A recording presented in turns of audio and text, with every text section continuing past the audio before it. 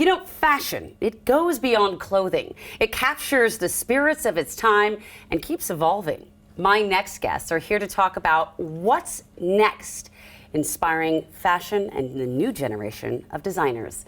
Katie Taggart and Stephanie Menegon are both seniors who will be graduating next month from Seattle Pacific University's Apparel Design and Merchandising program. Yes. Thank you so much for being here. Yeah, thanks for having us. We're really excited. I think many of us, myself and everyone out there, always thought, I would love to be a fashion designer. It's so cool, but by the way, congratulations. Thank you. Thank you. What areas are you getting into? So I am graduating with my double major in both design and merchandising.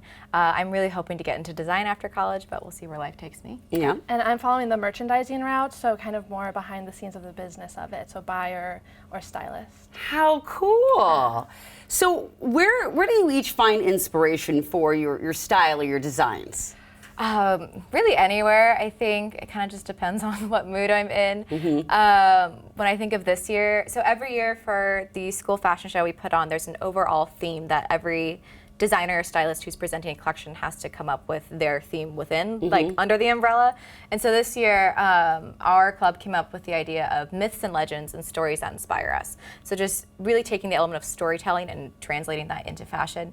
And when I was thinking of that, my inspiration came from fairy tales, because that's what I loved growing up. Yeah. And they're so classic, and it's such a generational thing. And then, so it really comes from anywhere. It just kind of depends on the direction you're going. I like that. And we're going to be seeing some of those outfits in just a moment. Just a sec. But first, I want to hear from you. Where do you get your Yeah, I like to inspiration? take a more like personal outlook on it. So I really this collection was inspired by my Italian heritage. But then I also like to see just like my friends around me and my family and get that inspiration. I love that too, because it is that closeness that inspires so much passion. One of the cool things about fashion, I feel like, is that at the end, you have something physical to show at the end of the academic year. Like, you created this. Tell us about the recent fashion show a little bit more. Yeah, so it was just this past weekend, and we had 15 designers and stylists. And so each of them either had 3 to 7 pieces in their collection. And so we kind of organized an entire runway. We invite as many people as we can, and then we try to just make it as fun and professional as possible for them. So do you design and make them? Yes. So you know how to sew and all these things. Yeah, it keeps me busy. So there's usually, in the show, there's 2 different types of categories that you fall into, so either a designer or a stylist. I was a designer in the show. Stephanie's a stylist. She'll tell you about it in a second. Okay. So when you're designing, you're doing everything from scratch. So you're coming up with the designs, you're coming up with the patterns, you're sewing, you're fitting, you're crying a lot often. Oh, okay, good. But I hopefully love it the turns out. honesty. Yeah. Okay. So that's kind of what designing is. You want to tell about Yeah, styling? so styling is a little different. You still come up with a concept and a sketch, but then you try to find pieces that already exist. So my collection, I tried to thrift everything, and then from there, I kind of edit it to make it my own. Oh, very cool. Sustainable? Yes. And creative. Yes. I love that. And it's great because it gives the design students can do the design, and often merchandising students will participate as stylists too, because they're not necessarily taking like all the construction classes and things that they'd need, but they can still participate in the show. This is so fun. Yeah. I love hearing about this, like getting the inside. Yeah, it's fun. Are y'all ready to see what they created? I think we are. Great. All right, so let's start with yours. Yes. Le Farfalle. Yes. All right, tell us about this. So Le Farfalle is inspired by my Italian heritage, like I said.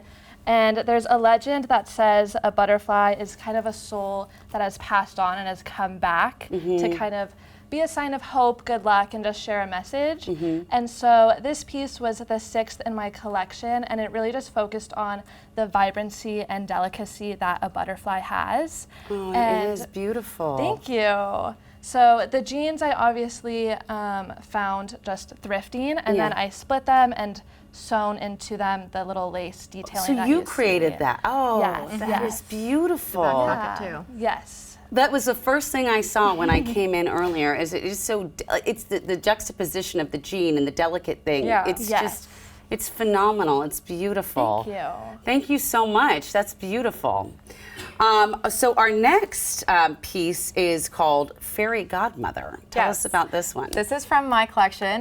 This is my senior thesis collection, if you will. I made 5 looks, and I was inspired by the archetype of the fairy godmother within a fairy tale. And often people think of fashion as being very transformative. They buy it for aspirational purposes. So you buy that pair of jeans because you think it'll make you a different person in a way, or a pair of shoes or whatever, and we see that often. So I wanted to play with the both literal quality of transformation and the figurative quality of the fairy godmother. So most of my pieces, if you will, Emily, on your cue, transform into a second look. What? And there you go. One second. There we go. Oh my Pull it down, check goodness. it out. Whoa. Yes. So that was kind of the fun part, was playing with the idea of fashion being transformative in a very literal context to translate. As well, I used some fun draping techniques. You can see it a little bit on the bodice and what was the skirt before just a second ago, where I took tulle that I hand dyed, I gathered, I pleated, I pressed, I basted, and then I was able to sew them all together. So I wanted to feel like as if the fabric leapt off of the bolt with a flick of fairy godmother's wand and just kind of swaddled around the model. That's exactly how it feels. Because I was looking at it before and just how the tulle was kind of contained. The way it within does that. It's a very fun technique. I learned it at an internship I had last summer. Okay, but it's a lot of work. It took me over 30 hours just to do the tulle pieces. It is absolutely beautiful. Thank you so much. That is a gorgeous, gorgeous dress. Thanks. All right, now we have the heroine, and I'm excited to see this. Now, wow, that is a cool look. Yeah, so this was designed by Jennifer Lee. She's also a senior. And her collection was inspired by goddess Athena, and each look represents a specific aspect of Athena's aura and concept. And the 3 characteristics she focused on was craft, warfare, and wisdom. And so she really wanted to design each with simplicity, but aimed to embrace the natural beauty and elegance of those that get to wear her collection. And so this look specifically represents Athena's wisdom. And if you know the myth, there's an owl that follows Athena around. And so this dress has 1 full sleeve that is to represent that owl and its wings. I love that. That is beautiful. Cool. Thank you so much. Our next look is Elysian Echoes. This is interesting. All right. This is looks very Greek in nature. This is done by Jacqueline Patterson. She's also a senior. Her little blurb that she gave me to read out. It's inspired by ancient Greek clothing, but creating modern renditions of it, especially wanting to channel the 3 Greek muses of music, poetry, and tragedy throughout her 3 looks. So this look is supposed to be based off of the muse of tragedy, and the design shows tragedy can be fierce and rigid with its simple pencil dress, but can also create space for motion and grace with the blue drapery on top. There is nothing tragic about that. That I know, is isn't absolutely beautiful. And you can't really see it unless you get super, super close. But the pattern, the fabric has this really beautiful pattern on it. That's I can see the so dark. subtle. Oh, that's but lovely. very well done. Oh my goodness. Thank you so much. Yes. Our final look is from Libby Petsiga. It's called Creatures of the Night, and Libby actually is going to tell us about it yourself. Libby, I love this look. I love the overlay. Both looks. Both looks, I mean. I'm focused on your dress, though, because it's so sparkly.